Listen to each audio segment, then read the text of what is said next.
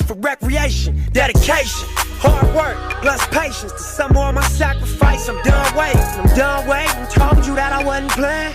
Now you hear what I've been saying. Dedication. Dedication. Look.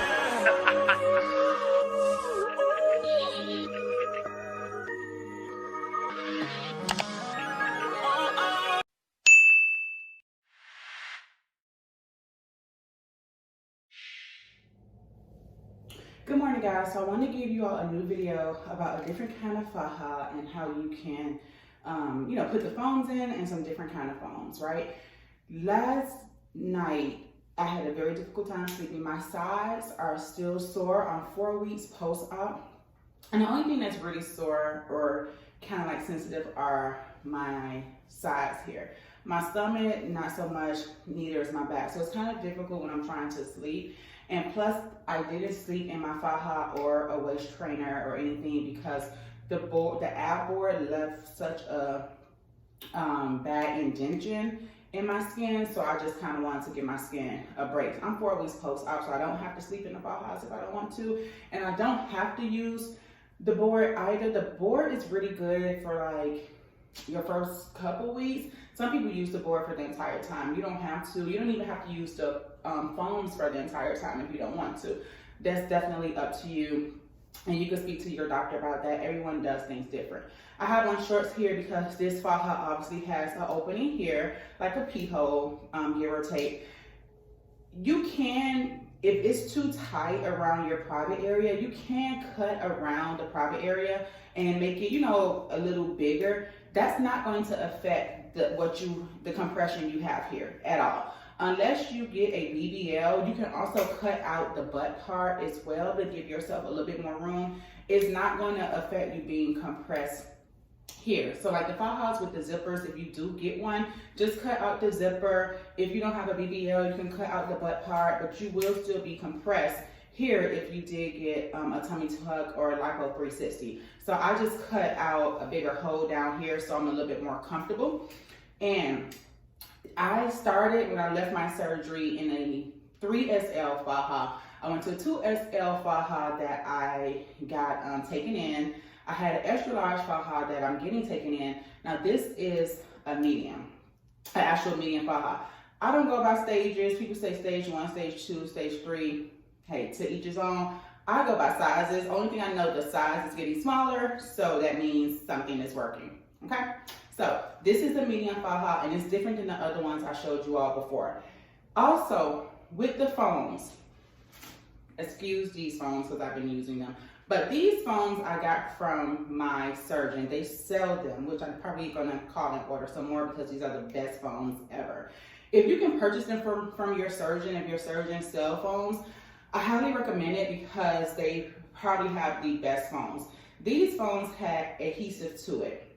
And so what happens is when you first get them, most surgeons just put it on your skin. After that, you can start wearing a cami and just putting them on top of the cami. It does the same thing. But the adhesive sticks to you, so it molds you a lot better. Like it really just molds your entire waist, your entire stomach. And they're just so soft. And with the faja, it's easy to compress them and kind of mush them in there. Like these are the best foams, and you can clean them. You can wash them off with soap and water. But this comes from like my camis, and then the board, the ab board being on top of them. Also, if you do want to use the ab board and you don't want to get that indentation, what you can do is put your foams on first if you have the foams. Then put your ab board on top of the foam. So that will prevent that deep indentation, with the ab board. And I'll add that picture to this video. So these are foams that I purchased, right, from this company. I'm not going to name the company because these foams suck. So these are most foams you will find, like on Amazon, from people that selling foams. They would not have the real post-op foams that you need. Most surgeons only have them. Again, you can buy them from your surgeon. They're expensive. The ones from my surgeon is it's like $20 per foam for one. And if you have a full 360, you need about 4 here, maybe 3 in the back, so you need about 6 or 7. But once your back is compressed, you really just need 2 here and then side. But they're expensive, but they work really well and they last a long time. They don't really break. You have to cut them. Yeah. These phones I purchased offline. As you can see, like, this was me just trying to like pull the phone up. You see how easily it breaks. It really just, look, it just tears. This phone tore when I was just trying to like, I think I was just trying to like pull it up, and then like a piece came off. It's really thick, and like it really just like, you know, it will compress you, don't get me wrong, because it's foam, but it's just more difficult to deal with. And then when you put it in your, faja, it doesn't have the adhesive on it, so it just kind of moves around. So you really kind of gotta hold it and put it up and really just kind of, you know, hold them together, because you want your phones to be like this. You don't want any gaps in between your phones. You want them to be as close as possible, because when you get gaps, it kind of creases your skin, and then it looks like you have hives or something, and you'll go crazy. You'll be so scared.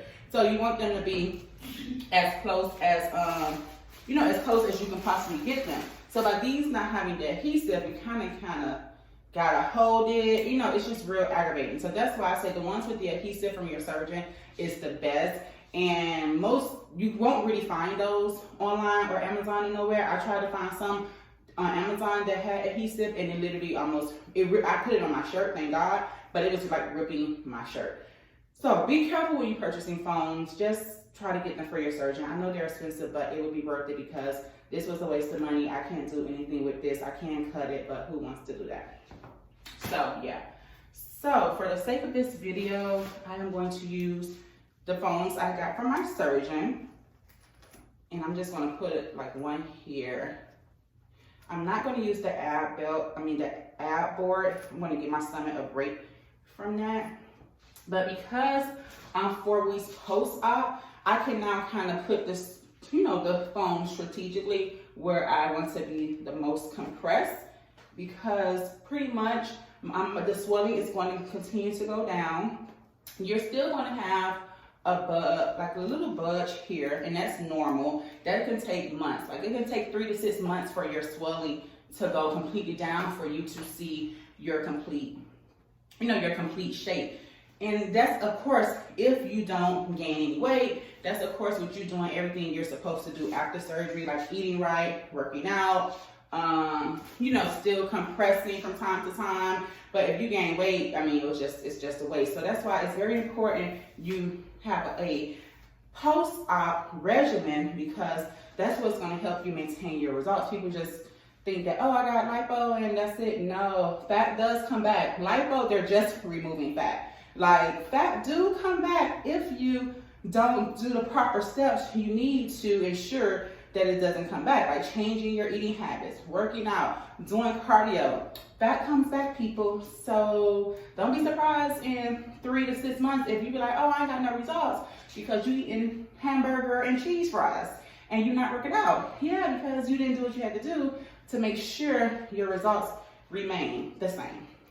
So basically, I'm just gonna put the fajas there. I mean, the boards, the foam there in those places, which is my waist and my stomach. See, these boards, like these I've used so they're not sticky, but if you get like the newer boards, they will stick even to your cami. So I have some coming from my surgeon, some new ones. At this point, 4 weeks, like I said, I don't have to wear the boards. I could just compress. It's up to you. I mean, I will probably continue to wear the boards probably until 8 weeks. That's just me, or maybe 6 to 8 weeks, or until I can start working out, which I can start working out fully, upper body, at 2 months. I was just cleared to do light cardio. So this weekend, I'm going to start getting my running in. I have a fitness belt from Elite Style Fitness, and they also have slimming gel as well for your waist. So I'm going to use that this weekend, and I'll show you all that as well. And that's what I'm going to do with my light cardio. So this faja is a little different. The other ones you have seen has had 3 hooks. This faja just have 1 set of hooks, but it has a zipper. So you can go ahead, see, it's kind of, you have to push the foams in, but you see how the foams kind of like smush?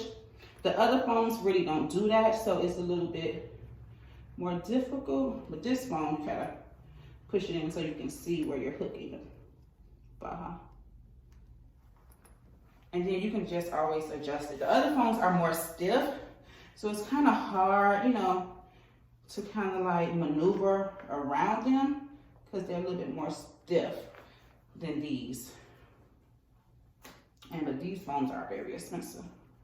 And you're not, I looked everywhere. I looked Amazon, I looked anybody who sells foams. I looked for these foams.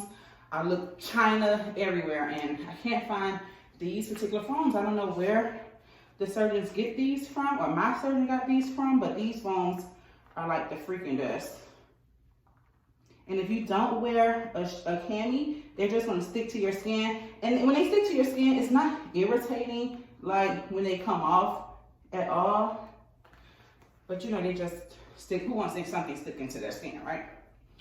So, and this is a medium I'm in. So this just goes to show me that I probably can go down to a small again. Stage 1, stage 2, stage 3. Some people say that. I say small, medium, and large. That's how I know my progress, because the sizes just keep going down. So if you started in a 3XL and you're in a medium, you're doing good. But this one was very easy for me to put on, even with the foams, which lets me know that I can now probably go down to a small in this.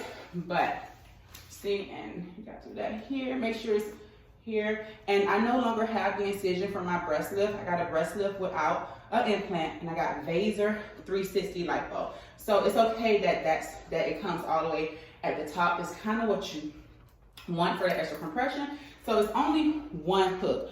And I will get this taken in instead of purchasing the small. I'll get it taken in. I do have a little bit of room, but not that much. And then you just zip up the zipper. And you can connect this little hook right here if you want to.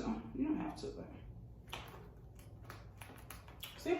So now you can press, and then you just pull the pins down here. And it does have like that tape to the pins to where it's like sticks, you know, sticks to your legs, so yeah. But again, the hole is here, and I just made my hole bigger to make me more comfortable. And of course, y'all know I be wanting a little extra compression. So this is my sweatband I got from Elite Style Fitness. I always put this is a large when I really just need to go ahead and get like a small or medium at this point, because I couldn't fit this before my surgery. It literally just did this. But now it goes all the way around. So if you want that extra compression, if you already have a sweatband, something like this, that would definitely help. You can go to EliteStyleFitness.com. They have sweatbands and waist shapers that will also help. I'll show you all a waist shaper that I use that helps also with my compression. The Ace bandages don't work for me because they roll up, so I like the belt better. And then you just pull this one all the way over. And yeah, now you're definitely snatch and compress. And you can pull this one down. Like I have 2 belts, so sometimes I put another one up here if I want to be extra compressed. But I'm about to go run some errands, so it's hard to kind of sit in the car when you have both belts. But when I'm walking around the house and I have my faja on, I have this belt, and then I have another one on top of here to be extra compressed. But then you just pull this up, and you know, you're good to go.